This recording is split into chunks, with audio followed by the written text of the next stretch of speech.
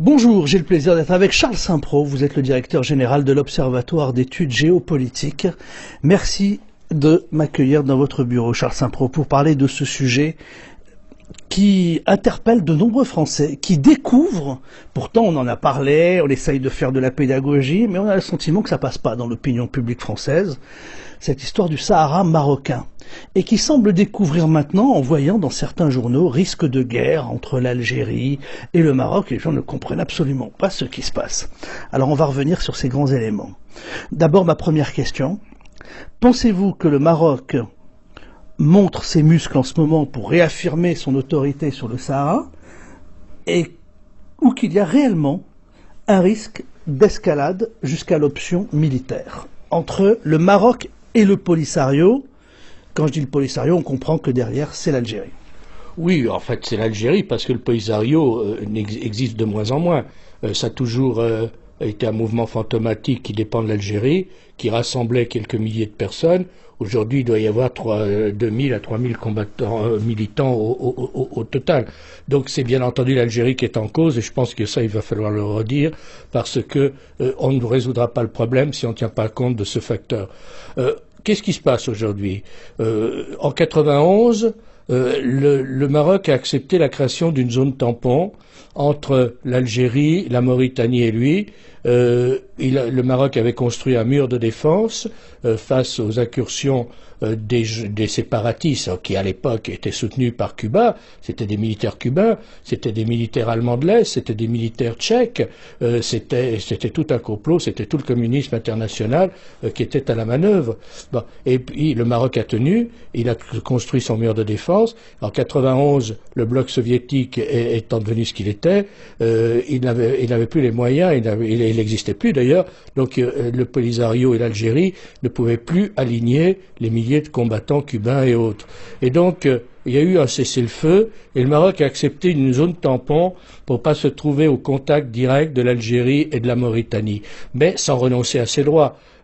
Cette zone tampon, c'est un no man's land, c'est-à-dire que les accords de 91 prévoient que ni l'armée marocaine ni les forces séparatistes ou les miliciens séparatistes n'interviendront dans cette zone.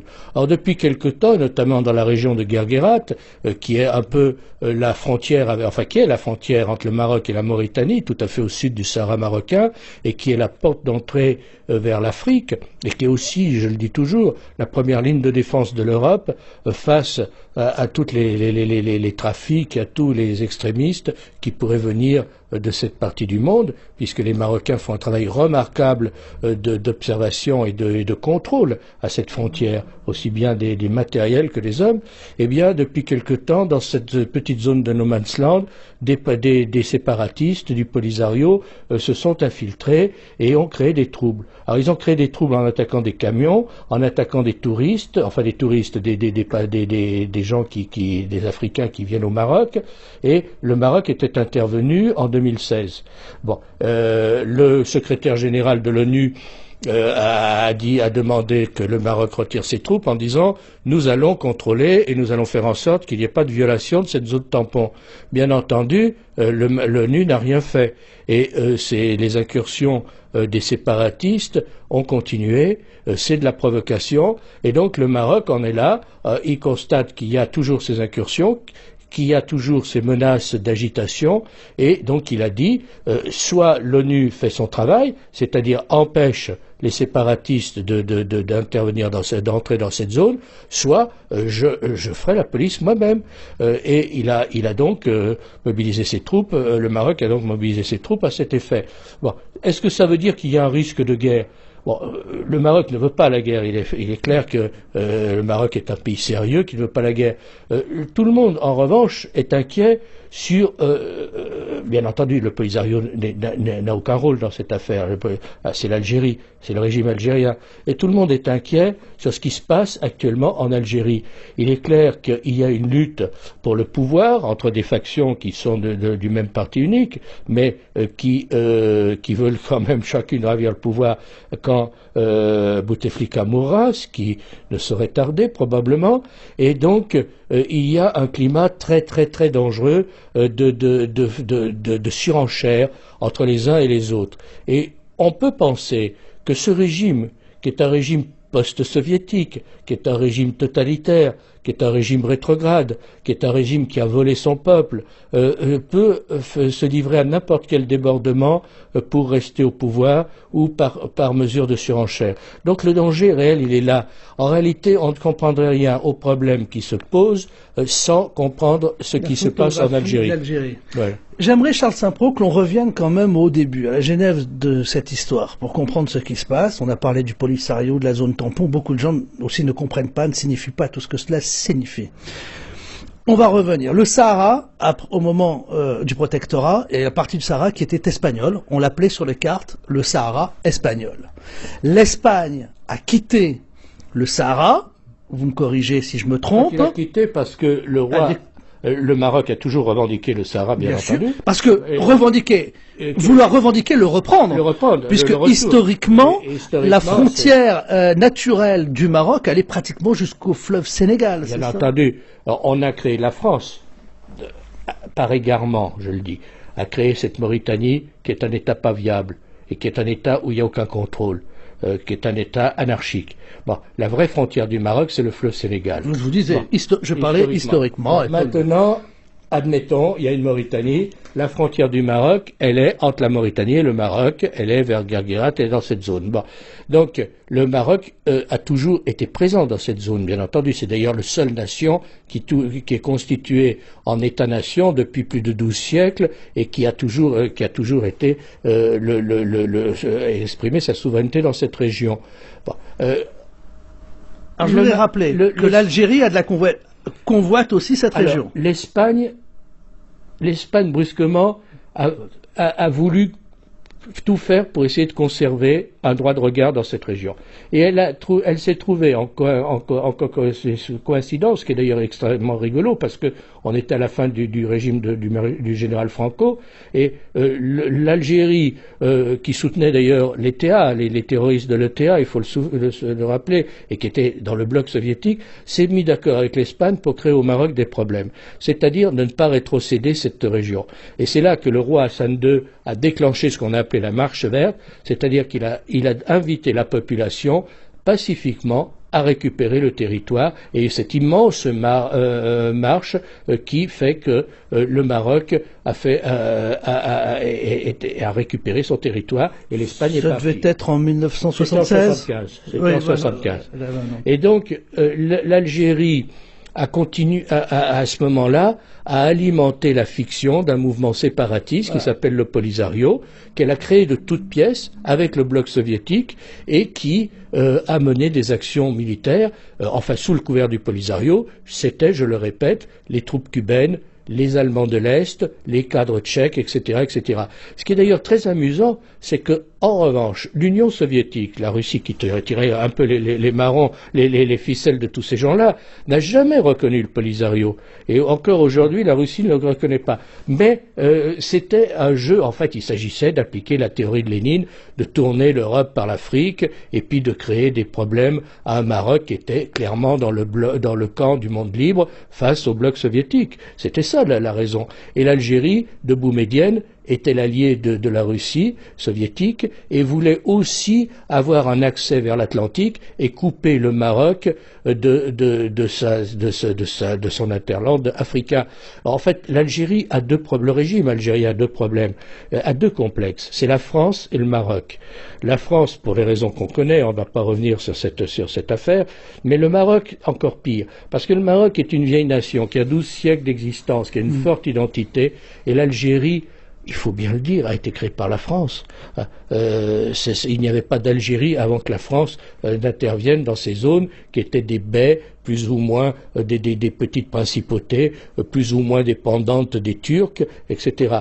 Bon. Et donc, il y a une haine et une jalousie à l'encontre du Maroc qu'on ne peut pas imaginer, notamment de la part du régime algérien, qui n'a jamais été capable de définir l'identité de son peuple. Est-ce que c'est un peuple arabe? Est-ce que c'est un peuple musulman? Est-ce que c'est un peuple arabo-berbère? Je pense que ce régime, dans tous les échecs qu'il a eus, a aussi un échec identitaire. C'est-à-dire qu'il n'a pas donné une identité à son peuple et il ne se positionne que par rapport ou que face à deux pays qui sont la France et le Maroc. Et donc, c'est dans les gènes du régime algérien, cette affaire de séparatistes au Sahara marocain. Le Polisario et le séparatisme a été créé par l'Algérie avec le soutien du bloc soviétique. Quand le bloc soviétique s'est effondré, le régime algérien a continué à faire marcher un peu comme le lapin du Racel. C'est sans fin. L'argent mis par le régime algérien dans la propagande, dans tout ce qui concerne la fiction de cette entité séparatiste est incroyable, puisqu'il y a des représentants de ce mouvement un peu partout dans le monde. C'est l'Algérie qui paye, bien entendu. Ils ont des bureaux, c'est l'Algérie qui paye, et ils ont surtout des associations, compagnons de route, communistes, gauchistes et autres, qui sont aussi payés. Vous savez, il y a 600 associations pro-Polisario, pro-séparatistes en Espagne. C'est-à-dire qu'on a l'impression que quand un type est au chômage et qu'il ne sait pas quoi faire, il va frapper à la porte de l'ambassade d'Algérie en disant « je vais ouvrir une boutique ». Donc tout ça est lamentable parce que, bien entendu, ça a un coût. Ça a un coût financier, et pour l'Algérie et pour le Maroc, qui est bien obligé aussi de consacrer une importante partie de son budget à la défense. Ça a un coût parce qu'il n'y a pas du coup d'union du Maghreb sur le plan économique, il n'y a pas d'intégration économique, d'autant plus que le régime algérien ne veut pas qu'il y ait d'intégration économique. Car si on dit intégration économique, ça veut dire qu'il y a liberté de commerce, qu'il y a transparence. Or, ce régime est un régime prédateur qui vole à longueur de temps son peuple. Vous savez, en Algérie, il y a un général pour le pétrole, un général pour le sucre, un général pour les carottes, un général... Bon, et tous ces gens-là touchent des bakchiches, bien entendu. Donc, ils ne veulent pas que ça change.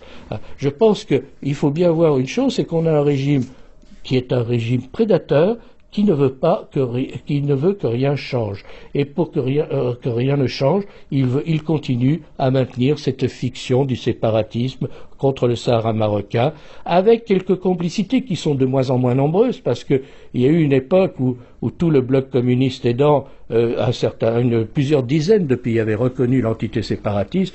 Aujourd'hui, il y en a 25 dans des pays aussi peu recommandables que la Corée du Nord, que le Venezuela, que le Zimbabwe, que Cuba. En fait, c'est toute l'arrière-garde des monstruosités du communisme qui soutient encore cette affaire. Et c'est pour ça que la communauté internationale a une grande responsabilité de ne pas taper de poing sur la table et de ne pas dire à l'Algérie que ça suffit.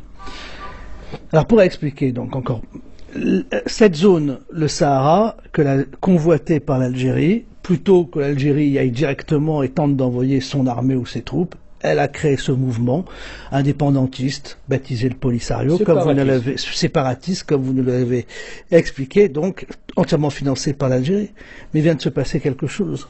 C'est que l'Algérie vient pratiquement de reconnaître, alors qu'avant l'Algérie faisait semblant, je dis bien semblant, de ne pas avoir trop de liens avec le Polisario, l'Algérie vient pratiquement de reconnaître ses liens avec le Polisario. Et le roi Mohamed VI du Maroc vient aussi de taper sur la table très fermement en disant que finalement c'est l'Algérie qui finance le Polisario, c'est l'Algérie qui arme le Polisario. On a l'impression que le jeu de dupes là de l'Algérie est en train de s'effacer, c'est carrément Maroc contre Algérie que l'on discute. Oui, parce que la fiction séparatiste, c'est dégonflé. Voilà, c'est ce que je voulais... C'est le sens de ma question, Charles. C'est totalement dégonflé parce que les séparatistes, d'abord, il y a beaucoup de gens qui fuient les camps de Tindouf où quelques milliers de pauvres originaires de ces territoires avaient été parqués par les Algériens. Les militants eux-mêmes n'y croient plus beaucoup. D'abord, beaucoup ont vieilli et les jeunes ne sont pas prêts à se lancer dans cette affaire. Donc, l'Algérie est obligée de monter au créneau. Et c'est clair qu'aujourd'hui, comme toujours, il y a toujours eu une confrontation algéro-marocaine. Et je pense que la duperie, et ça on le constate encore dans le dernier rapport du secrétaire général des Nations Unies chaque année, le secrétaire général des Nations Unies, qui a un envoyé spécial pour le Sahara marocain. Actuellement, c'est M. Koller, qui est l'ancien président allemand, qui chaque année il fait un rapport qui est soumis au Conseil de sécurité et qui qui vote une résolution, qui suit ou pas ce rapport d'ailleurs. Et on voit dans ce dernier rapport que M. Guterres, qui est pourtant un homme éclairé plus que son prédécesseur, fait de la haute voltige et de l'équilibrisme, c'est-à-dire qu'il ménage la chèvre et le chou. Je pense que c'est très malsain. C'est très malsain, et lorsque M. Guterres invite l'Algérie à s'investir davantage ça veut dire que, bien entendu, il faut négocier, enfin, c'est un problème algéro-marocain, mais il ne le dit pas clairement, et il laisse quand même à l'Algérie une possibilité de dire, ah, mais nous, on n'est pas concernés. Je pense que tout cela est très mauvais, et je pense qu'il est temps que les puissances, parce que l'ONU, les Nations Unies, ce n'est pas M. Koller, l'envoyé spécial du secrétaire général pour le Sahara marocain. Ce n'est pas le secrétaire général qui n'est... L'ONU, c'est d'abord les 5 membres permanents. C'est d'abord les nations, c'est les États. Et les 5 membres permanents. Et c'est le Conseil de sécurité, et c'est les 5 membres permanents. Aucun de ces 5 membres permanents, je le précise, je le redis, ne reconnaît l'entité séparatiste.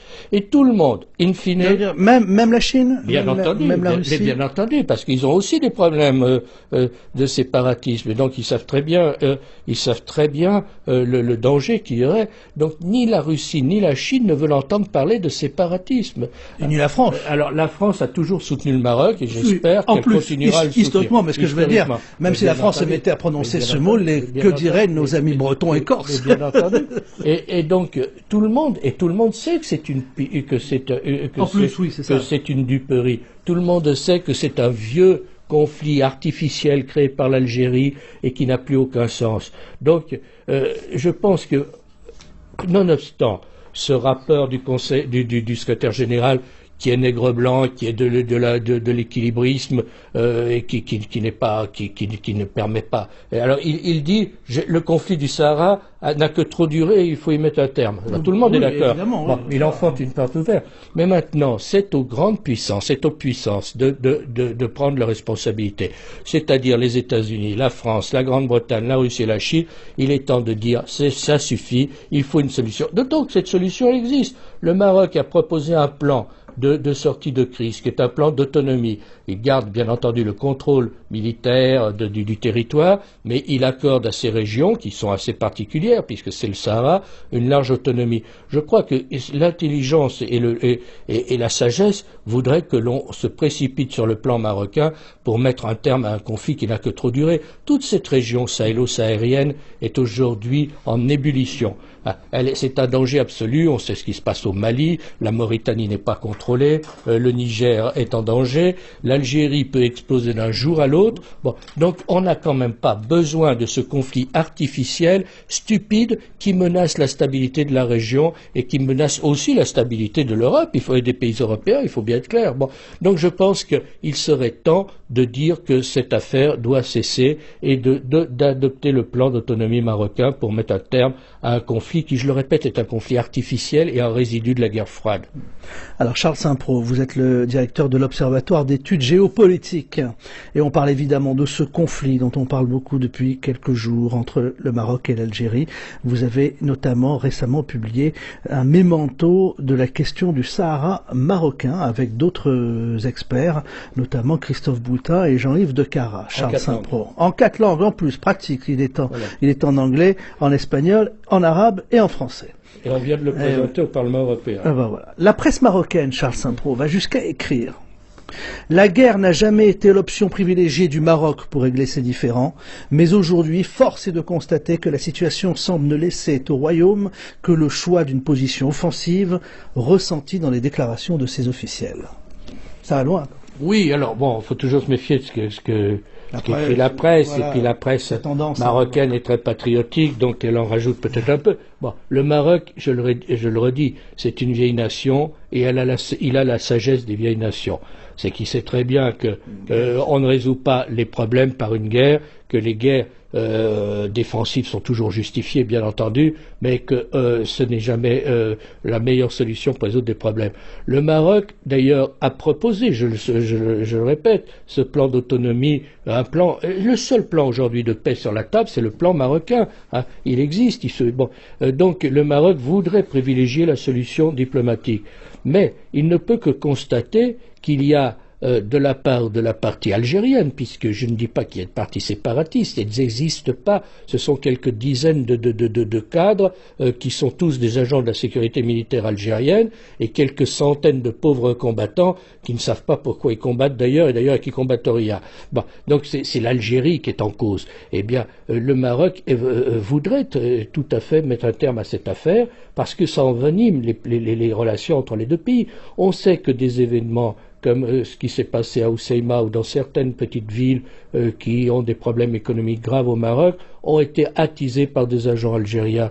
Il y a une déstabilisation constante, une volonté de déstabilisation constante du régime algérien contre le Maroc. On a l'impression que ce régime, qui a tant de problèmes à l'intérieur, qui est quand même au bord de la faillite, avec un pétrole à $40, alors qu'il lui faudrait un pétrole à $120 pour boucler ses fins de mois. Ce régime qui est moribond n'a qu'une obsession, c'est d'embêter le Maroc, et ça devient parfaitement ridicule.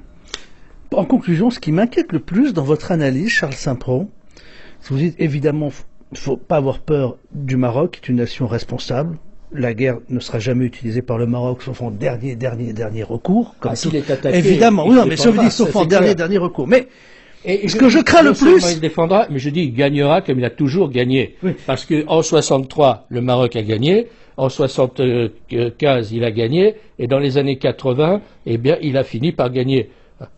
Alors, ce qui m'inquiète le plus maintenant, c'est la situation en Algérie, avec ce jusqu'au boutisme, cette situation de guerre des clans, où là, finalement, ils n'ont rien à perdre. En fait, le régime est à bout de souffle, donc il n'a rien à perdre. C'est ce que vous... et effectivement, un régime à bout de souffle, un régime totalitaire, qui a autant volé, car il a volé son pays d'une façon qu'on ne peut pas imaginer. Et si l'Algérie est dans l'état lamentable qui est le sien aujourd'hui, c'est bien parce que son régime n'a rien fait non seulement pour son développement, mais qu'en plus il a volé les dividendes du pétrole qui étaient énormes. Or aujourd'hui, l'Algérie avait 3 ans de réserve financière.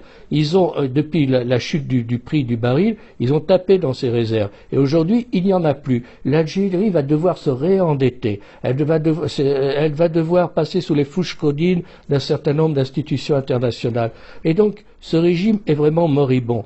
Et soit ce régime s'en va et laisse la porte à une nouvelle Algérie qui pourrait se développer et ce que tout le monde souhaite, soit ce régime va s'enfermer dans l'aventure et dans le jusqu'au boutisme avec tous les dangers que ça comporte. Vous avez un pays où 80% des jeunes sont au chômage. Et quand on dit 80%, ça veut dire pratiquement tout le monde, parce que bon, je vois pas ce que font les 20 autres %, ça ceux qui sont dans la police et dans l'armée. Bon, vous avez un pays où il n'y a pas de perspective d'avenir. Chaque jeune Algérien n'a qu'une idée, c'est traverser la mer et de venir soit en France, soit en Belgique, soit au Canada, soit en Australie, soit sur la Lune, mais n'importe où, sauf en Algérie. C'est un fiasco total. Vous avez des irrédentismes qui se sont réveillés parce que ce régime n'a jamais su faire l'unité nationale. Donc ce régime est vraiment très menacé et l'Algérie est très menacée. Et le problème, c'est que lorsque vous avez un État voyou, lorsque vous avez un État qui est un État prédateur, il peut se lancer dans n'importe quelle aventure. Il s'est déjà lancé dans des aventures, parce qu'il faut se souvenir que des élections qui avaient donné une majorité au parti islamiste, qui n'était pas parti terroriste, ont été cassés le fils, a été cassé par l'armée, qui a déclenché une guerre civile artificielle qui a fait 200 000 morts. Le régime algérien est prêt à se battre jusqu'au dernier Algérien pour rester au pouvoir. Et il s'en fiche s'il y a encore 200 000 morts, 300 000 morts, 400 000 morts, du moment qu'il reste au pouvoir, du moment qu'il continue à être à ce régime prédateur, dont d'ailleurs on sent les prémices de la fin, parce qu'il y a de plus en plus de ministres algériens et de cadres algériens qui achètent des appartements à Paris. Moi, j'habite dans un quartier peu proche d'ici, où j'en vois à peu près un par mois, et ils mettent d'ailleurs leurs enfants, ce qui est d'ailleurs assez hallucinant, dans les écoles catholiques privées. Donc, on voit à peu près la sincérité de ces gens-là. Merci Charles Saint-Pro. Et voilà, vous êtes incontestablement celui qui connaît le mieux le monde arabe. Vous avez travaillé avec Yasser Arafat, dont vous avez été le conseiller. Vous travaillez avec Saddam Hussein, qui était votre ami. Oui, voilà, c'est ça. Avec d'autres chefs d'État, hein, vous êtes en contact même régulier en Égypte, au Maroc, d'autres. On vous connaît vraiment dans tout le monde arabe. Et vous êtes vraiment celui qui connaît le mieux cette question. Merci de nous en avoir parlé, Charles Saint-Pro. Vous êtes le directeur de l'Observatoire d'études géopolitiques. Vous publiez de nombreux ouvrages. On va sur vos sites, on les retrouve très facilement, notamment ce mémento de la question du Sahara marocain. Et on a parlé de ce sujet d'actualité, à savoir la tension qui est à son paroxysme, qui est à un degré très élevé entre le Maroc et l'Algérie. Y a-t-il un risque de guerre? Pourquoi? Comment? Que peut-il se passer? Vous avez répondu à toutes ces questions. Merci, Charles Saint-Pro. Merci.